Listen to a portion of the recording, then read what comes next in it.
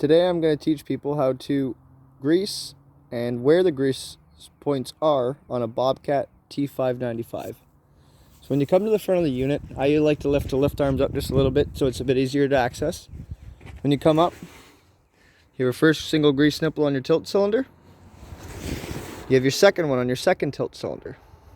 At that point in time, when you look straight down into this vicinity, there's actually another grease nipple that no one knows about that's hidden inside of here.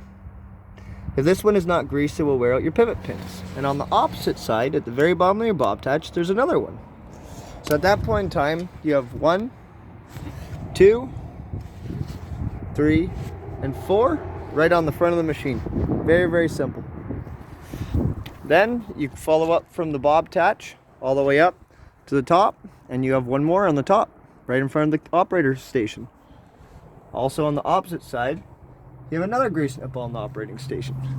Then, if you come back and you follow down the left-hand side, or the right-hand side, you have a grease nipple on the bottom for your stabilizing bar. Then at the top, you have another one on the top of the stabilizing bar. Then, as you come further back, there is going to be one for your lift cylinder at the top, right there. Then, as you follow your lift cylinder down,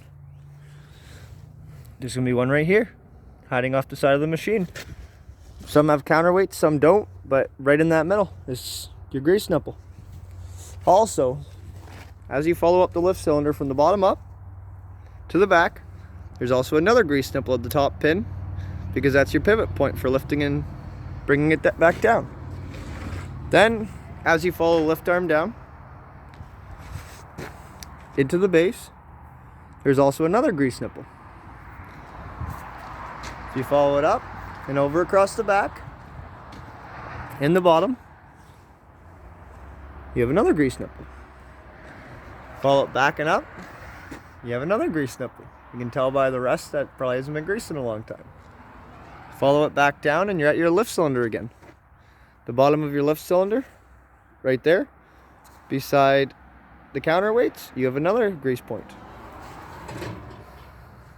Then you follow the cylinder up, you have another grease nipple right there.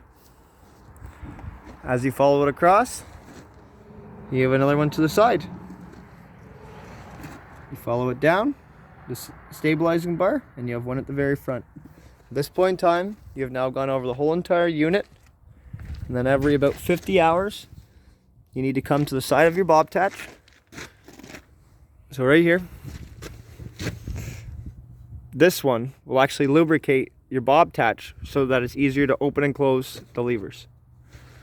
And then on the opposite side,